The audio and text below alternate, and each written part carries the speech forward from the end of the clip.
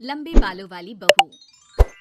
अंजलि ने बचपन से कभी बाल नहीं कटवाए होते, जिस वजह से उसके बाल उसकी हाइट से भी लंबे होते हैं। एक दोपहर उसकी मम्मी अंजलि के बाल बांध रही होती है। सुन, लंबे बाल देखने में तो सबको अच्छे लगते हैं, लेकिन जब इनका ख्याल रखने की बात आती है ना, तो कोई तेरे बालों पर मेहनत नहीं करेगा। कुछ समय बाद ससुराल जाएगी, इसलिए क्यों नहीं इन्हें थोड़ा कटवा ले। कैसी बात कर रही हो मम्मी? आप मेरे साथ मेरे बालों पर मेहनत तो करती ही हो, और चाहे कुछ भी हो जाए, अब मैं अपने बाल नहीं कटवा सकती। और आपको वजह तो पता ही है। अपनी बेटी को इतना खुश देखकर उसकी मम्मी आगे कुछ नहीं बोलती। इसके कुछ महीनों बाद ही अंजलि की उत्कर्ष के साथ शादी हो जाती है। तुम्हारे बाल बहुत अच्छे हैं, मेहनत साफ दिखती है। मतलब तुम भी इन पर मेहनत करने के लिए तैयार हो? अरे मुझे क्या मेहनत करनी होगी, चलो जो भी हो बता देना, गुलाम हाजिर हो जाएगा मैडम। पति की बात सुन अंजलि हंस पड़ती है। दिन बीतने लगते हैं, सब कुछ अच्छा चल रहा होता है, लेकिन सिर्फ उसी दिन तक जब तक सिर धोने की बारी नहीं आती। और वो दिन आते ही अंजलि उत्कर्ष के पास जाती है। सुनिए ना, मैं अकेले हेयर वॉश नहीं कर सकती, प्लीज हेल्प कर दो। अरे यार, आज तो बहुत इंपॉर्टेंट मीटिंग है, जल्दी ऑफिस पहुंचना है, कल कर लेना, पक्का मदद कर दूंगा। सॉरी यार। उत्कर्ष वहाँ से चला जाता है, जिसके बाद अंजलि शैम्पू की बोतल लिए सास के पास जाकर उनसे मदद मांगती है। जहाँ अंजलि की बात सुन सास जोर जोर से हंसने लगती है। बावली हो गई है क्या?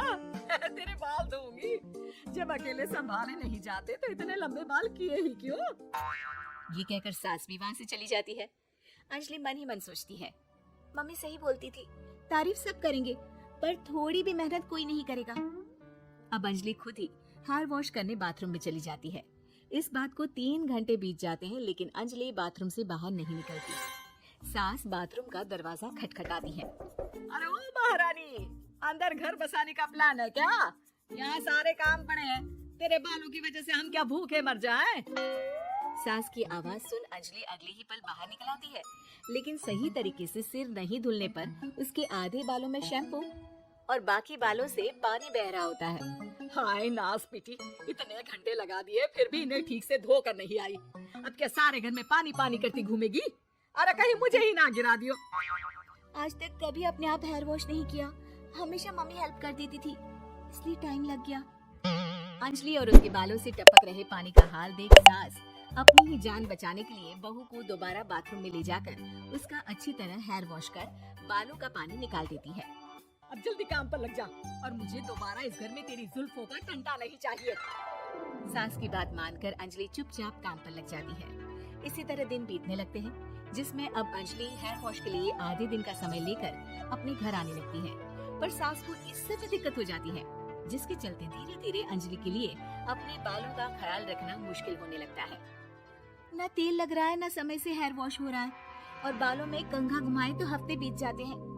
मुझसे अपने बालों की ऐसी दुर्गति देखी नहीं जा रही। इसी तरह दिन और दिनों के साथ महीने बीत जाते हैं, जिसमें अच्छे से ख्याल नहीं रखने की वजह से अब बाल रफ, उलझे हुए होने के साथ साथ हेयर फॉल भी शुरू हो जाता है।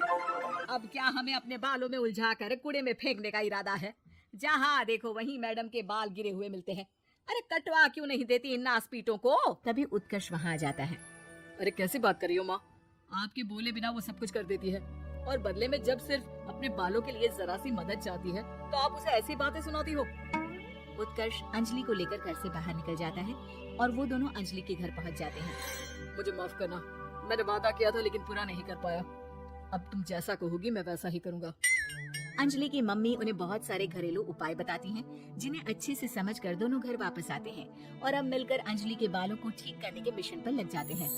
अरे पत्नी की सेवा में तो ऐसे लगा है जैसे इसके बालों में से खजाना निकल आएगा।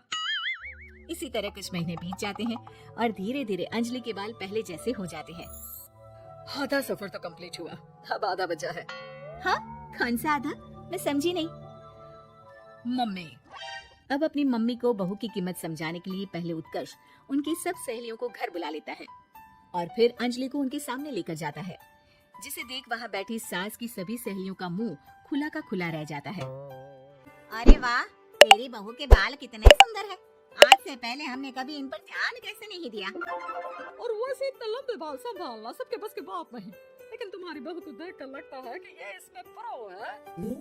वैसे बहू, लंबे बाल देवी के भी होते हैं और चुड़ैल के भी, इसलिए अपने अंतर मन में कभी कुछ बुरा मत आने देना और इस घर के लिए लक्ष्मी का रूप बनना। अरे किससे बात की, घर की आधी लक्ष्मी तो ये इन्हीं जुल्फों पर खर्चा कर देती है।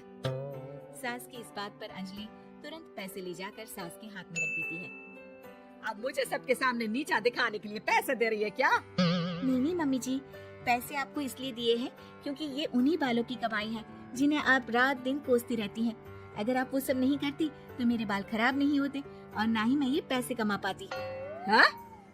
क्या मतलब है? कहना क्या चाहती हो? मैं शादी के पहले से ही एक हेयर केयर यूट्यूब चलाती हूँ, जहाँ शादी के बाद और बालों के हाल की वजह से मैं इनएक्टिव हो गई थी। पर उस दिन जब उत्कर्ष और मैं मम्मी के पास उपाय पूछने गए तो आइडिया आया कि अपनी हेयर प्रॉब्लम्स ओवरकम करने के साथ साथ इस प्रोसेस की वीडियो बनाकर उसे भी यूट्यूब पर डाल दूं तो। और अंजलि के इस आइडिया से वीडियो हिट हो गई, चैनल के सब्सक्राइबर भी बढ़े, साथ में व्यूज और पैसे भी मिले जो इसने आपको देने के लिए सोचा। बहू की बातें सुन सास को अपने बर्ताव पर पछतावा होता है और अब सास, बहू और पति सब मिलकर हेयर केयर और यूट्यूब चैनल पर काम करने लगते हैं।